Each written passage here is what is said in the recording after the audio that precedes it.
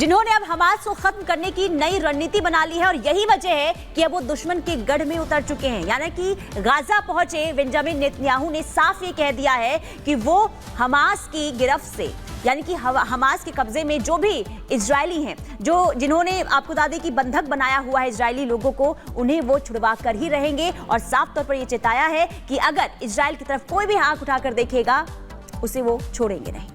बिल्कुल, और इसके लिए पूरा प्लान नेतन्याहू ने रेडी कर लिया है। और क्या है नेतन्याहू का प्लान और किस तरह से उसे एग्जीक्यूट किया जाएगा, यानी कि किस तरह से अपनी रणनीति को धरातल पर नेतन्याहू अंजाम देंगे, इस रिपोर्ट के जरिए समझिए।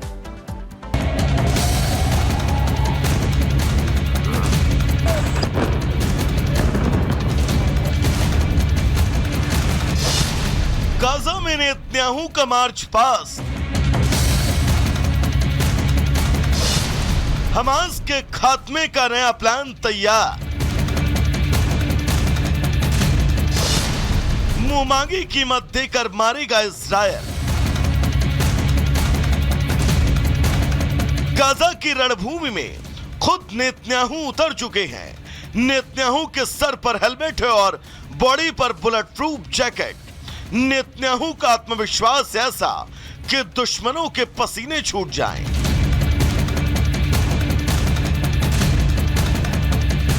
ये नेतन्याहू का नया रण है।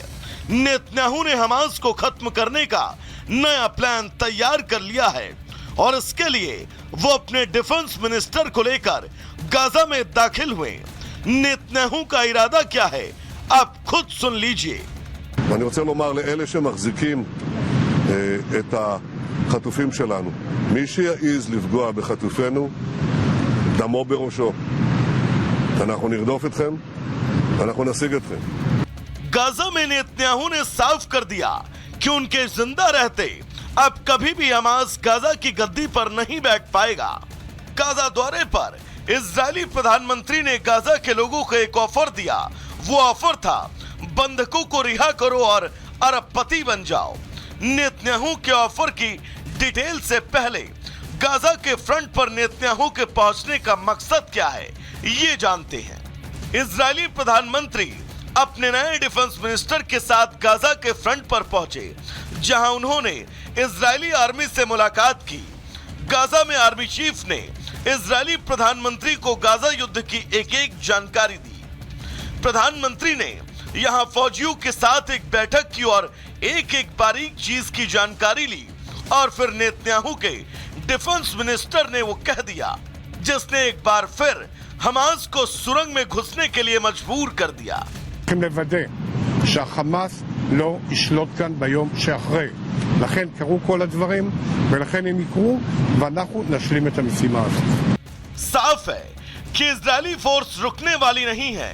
वो हमास को सिर्फ खत्म ही नहीं कर रही, बल्कि इस बात को भी पूरा ख्याल रख रही है कि उसकी कमर पूरी तरह टूट जाए, वो फिर से गाजा की गलियों में आतंक का पर्याय न बन पाए।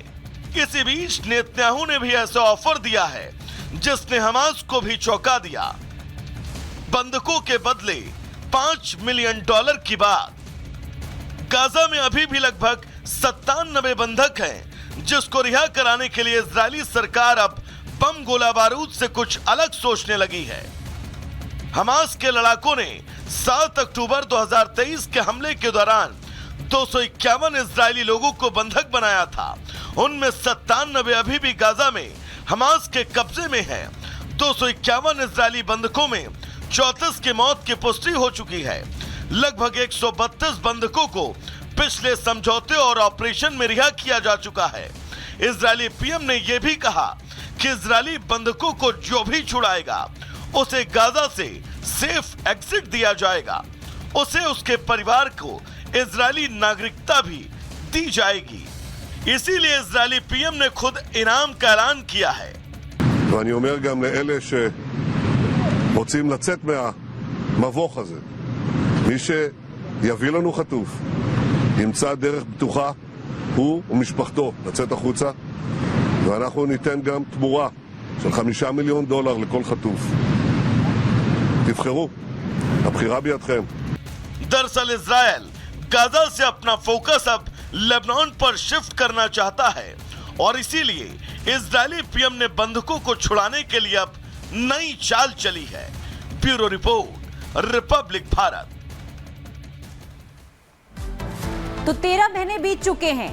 आपको बता दें कि ये जंग जो है अभी भी थमने का नाम नहीं ले रही है और इसके बाद साफ तौर पर जब अचानक से यानी कि 19 नवंबर को पहुंचते हैं गाजा नेतन्याहू तो साफ तौर पर संकेत दिया जाता है कि जंग अभी नहीं रुकने वाली है। देखिए 7 अक्टूबर 2023 की तारीख थी जब इजराइल पर हमला किया गया था और तब से ही बदले की आग में नेतन्याहू हैं और हमास के कब्जे में अभी भी 97 इजरायली बंधक है और इन्हीं बंधकों को छुड़वाने के लिए नेतन्याहू अचानक से गाजा पहुंच जाते हैं। हमास की कैद में 34 बंधकों की मौत हो गई है।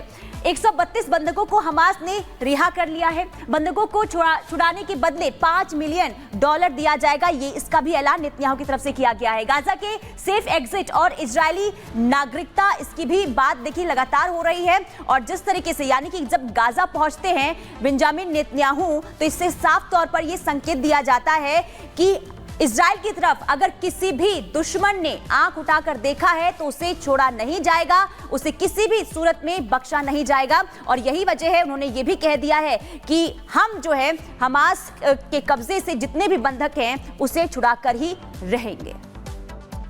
और अब बात करते हैं रूस यूक्रेन युद्ध से जुड़ी हुई, क्योंकि इस युद्ध के बीच अपने करीबियों को गिफ्ट देने का दौर चल पड़ा है।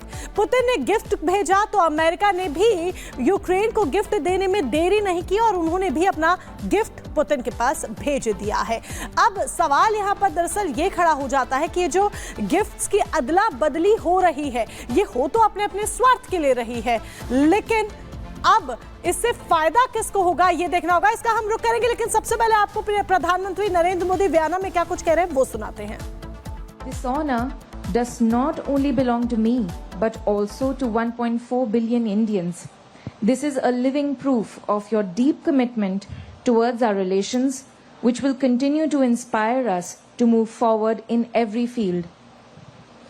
Friends, भारत और गयाना के संबंध हमारे साझा इतिहास, सांस्कृतिक धरोहर और गहरे आपसी विश्वास पर आधारित है। Friends, India-Guyana relations are based on our shared history, cultural heritage and deep mutual trust. इन संबंधों को अभूतपूर्व ऊंचाइयों तक ले जाने में राष्ट्रपति इरफान अली का निजी रूप से बहुत बड़ा योगदान रहा है।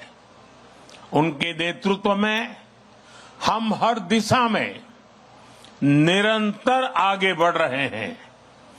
आज की चर्चाओं में भी मैंने भारत के लोगों के प्रति उनके स्नेह और आदर को महसूस किया।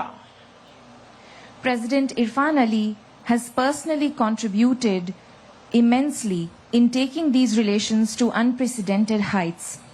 Under his leadership, we are continuously moving forward in every